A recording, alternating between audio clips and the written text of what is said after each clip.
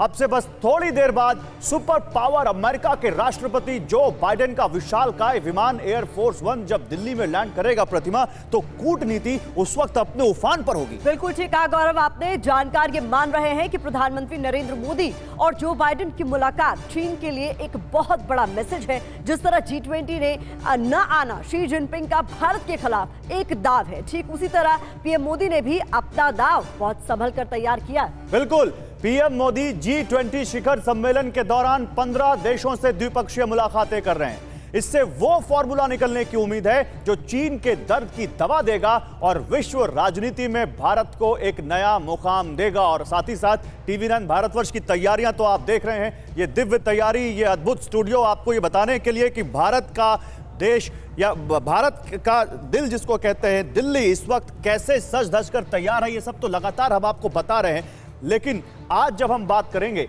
और जब हम आपके सामने ये रखेंगे कि भारत किस तरह से जब G20 को न केवल होस्ट कर रहा होगा प्रतिमा, उस वक्त दुनिया में उसका मान बढ़ रहा होगा, दुनिया उसकी ताकत देख रही होगी, बल्कि कैसे भारत के जो दुश्मन हैं उनके खिलाफ भी एक सधी हुई यहां पर सटीक जवाब उनको जो दे सकते हैं वो भी दिख रहा होगा। कूटनीति हर चतुराई का किस तरीके से भारत और उसके साथ तमाम देश मिलकर काट निकालने वाले हैं। G20 की इस 2 दिवसीय बैठक में जब दौर चलेगा तो उस पर भी विस्तार से चर्चा करेंगे। और इस वक्त देख रहे हैं खास मेहमान हमारे साथ प्रोफेसर पुष्पेश पंत जी हमें ज्वाइन कर चुके हैं। सर बहुत बहुत स्वागत है आपका। और भी खास मेहमानों से आपका इंट्रोडक्शन कराएंगे, लेकिन इस वक्त बहुत महत्वपूर्ण जानकारी टीवी स्क्रीन पर भी लगातार आपके सामने हम रख रहे हैं, तो उस पर भी जरा गौर करते रहेगा। चीन की वो कौन कौन सी चालबाजियां हैं जिनसे ईस्ट से लेकर वेस्ट तक परेशान है। देखिए वो तमाम जो परेशानियां हैं उन्हें एक एक कर आपके सामने हम रख रहे हैं। बेल्ट एंड रोड इनिशिएटिव, कर्ज जाल, दुनिया का किंग, ये तमाम वो सवाल है जो वो बुआए खड़े। इतना ही नहीं प्रतिमा,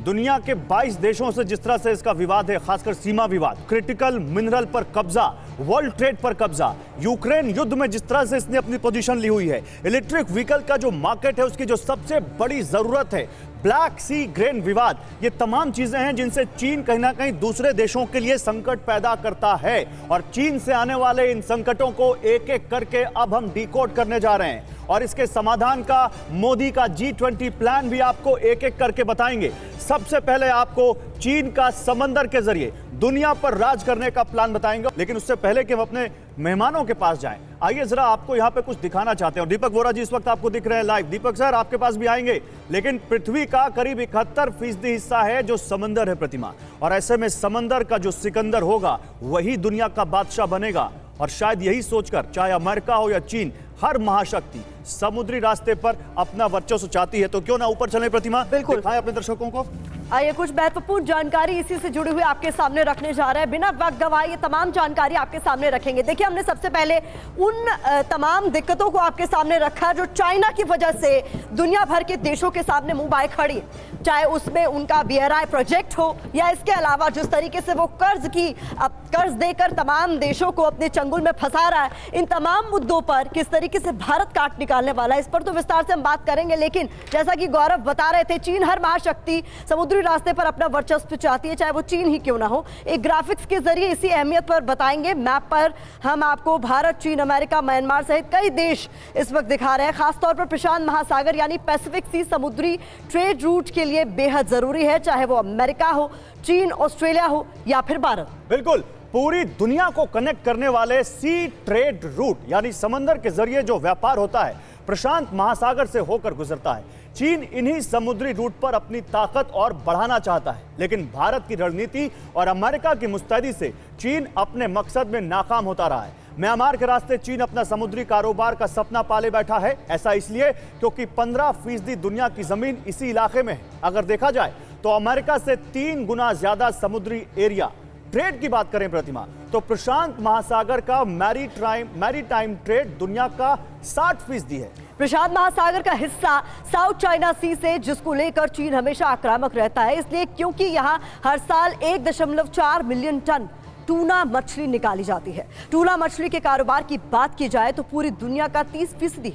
जाहिर है चीन में प्रोडक्शन से ज्यादा सी फूड का कंजम्पशन है, यानी खाने वाले, और अपनी इन्हीं जरूरतों को पूरा करने के लिए चीन हमेशा दक्षिण चीन सागर में ओवर फिशिंग करता है। इसी समीकरण को भारत और अमेरिका बहुत करीब से समझते भी हैं। बिल्कुल, और इसीलिए जब प्रधानमंत्री नरेंद्र मोदी की बायलैटरल ट्रेड होगी जो बाइडेन के साथ, तो क्या वो इस मुद्दे पर भी बातचीत होगी? आइए जरा चलते हैं, फिर से आपको बताते हैं। अब तक जो आपने देखा है वो तो समुद्री रूट की अहमियत और चीन की चालबाजी है। मकसद बस एक ही है, दुनिया में अपना वर्चस्व बढ़ाना। आपको दो रूट दिखाते हैं, इन दो रूट्स को ध्यान से देखिएगा। ये वो दो रूट हैं जिनमें एक है सिल्क रोड इकोनॉमिक बेल्ट और दूसरा मैरीटाइम सिल्क रोड इनिशिएटिव। ये चीन के belt and road initiative project का हिस्सा है।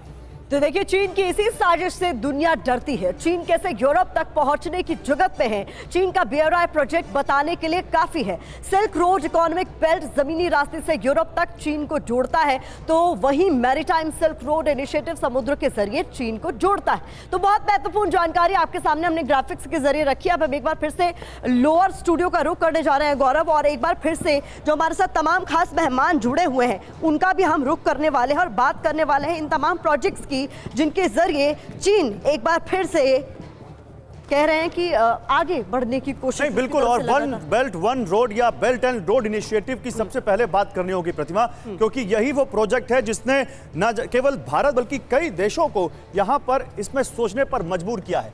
तो एक बार जरा one belt and one road initiative ये आपको बताते हैं और फिर तुरंत अपने मेहमानों के पास चलते हैं। देखिए, दुनिया के कई देश चीन के चंगुल में फंस चुके हैं इस प्रोजेक्ट को लेकर। ऐसे में अमेरिका और भारत ने चीन को मात देने के लिए एक बहुत बड़ा प्लान बनाया है। बताया जा रहा है कि G20 समिट के दौरान अमेरिका, भारत, UAE और सऊदी अरब एक बड़ी डील कर सकते हैं। ये डील रेलवे इंफ्रास्ट्रक्चर को लेकर होगी। इसके तहत अरब देशों को रेलवे के जरिए जोड़ा जाएगा। बिग वॉल पर दिखाते हैं, आप देखिए, ये आपके सामने ग्राफिक्स। इसके बाद समुद्री बंदरगाहों के जरिए भारत भी, ये जो चार देश आपको दिख रहे हैं, अमेरिका, भारत, UAE और सऊदी अरब, ये चारों देश मिलकर वो प्रोजेक्ट तैयार करेंगे प्रतिमा जो चीन से आ रहे संकट BRI का समाधान होगा। और अगर सऊदी अरब और इजराइल के रिश्ते बेहतर हुए तो भविष्य में इजराइल को भी इस रेलवे प्रोजेक्ट का हिस्सा बनाया जा सकता है। यही नहीं, इजराइल के बंदरगाहों के जरिए भी इसे यूरोप से आसानी से जोड़ा जा सकेगा। प्रतिमा, बिल्कुल, बहुत महत्वपूर्ण जानकारी आपके सामने हम रख रहे हैं। इस रेलवे नेटवर्क को खड़ा करने में भारत की बहुत बड़ी भूमिका होगी। इससे चीन के खाड़ी देशों में बढ़ते प्रभाव पर रोक लगाने में भी आसानी होगी, जिस पर हम विस्तार से बात भी करने वाले हैं। तो BRI की इसका जिस तरीके से समस्या है उसकी काट की बात भी हम कर रहे हैं, समाधान की बात भी हम कर रहे हैं, और किस तरीके से ये पूरा जो समाधान है उस पर चर्चा करने के लिए तमाम खास मेहमान भी इस वक्त हमारे साथ जुड़े हुए हैं गौरव। बिल्कुल, और मैं शशांक जी का रुख करूंगा। शशांक सर, क्योंकि आप विदेश नीति को समझते हैं, आप G20 को समझते हैं, मैं सीधा सवाल लेता हूं, चीन के बेल्ट एंड रोड इनिशिएटिव का आपको कोई जवाब दिखता है इस रेल प्रोजेक्ट में? कई सारी प्रोजेक्ट्स भारत ने बनाई हैं, वो इतनी पब्लिसिटी उनकी नहीं हुई है। उसमें ये भी एक रास्ता होगा जिसमें सऊदी अरेबिया, UAE को जोड़ा जाएगा भारत के साथ में, और फिर आगे और देशों को भी जोड़ सकते हैं।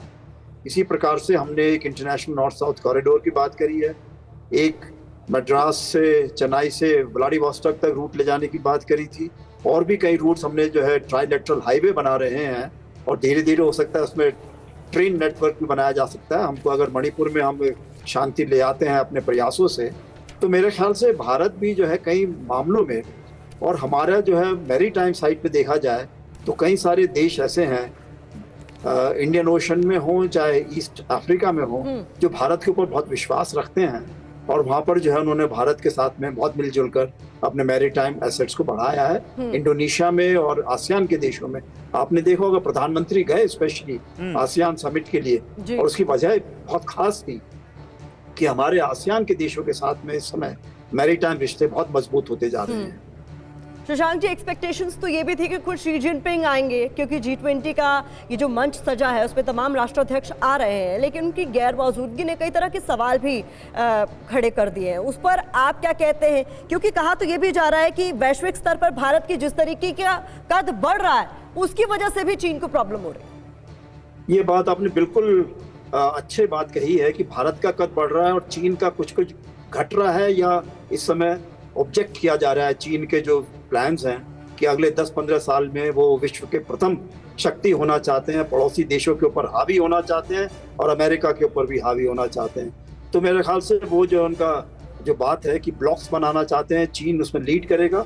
उसके लिए उनको लगता था कि अगर G20 की मीटिंग में आएंगे तो ये G7 से बढ़कर G20 हुआ है, यहाँ पे इकोनॉमिक इश्यूज पर हम बातचीत लाना चाहते हैं कि किस तरीके से सब देशों को मिलजुल कर उनको जो है उनकी इकोनॉमिक ग्रोथ के लिए और जो उनकी प्रॉब्लम्स हैं उनको किस तरह सॉर्ट आउट किया जा सकता है, चाहे फाइनेंसिंग की हो, चाहे डेट की हो, चाहे सप्लाई ऑफ फूड ग्रेन्स वगैरह हो, सब चीज़ों को। तो हम उस पर चाहते हैं, बजाय इसके कि ध्यान रहे कि किस तरीके से अमेरिका और रूस के रिश्ते या चीन के रिश्ते इस समय एक दूसरे के खिलाफ जा रहे हैं, या वेस्ट के और भी देश जो हैं चीन से इस समय घबराए हुए। इटली ने फॉर एग्जाम्पल BRI से विड्रॉ करने के लिए कहा है।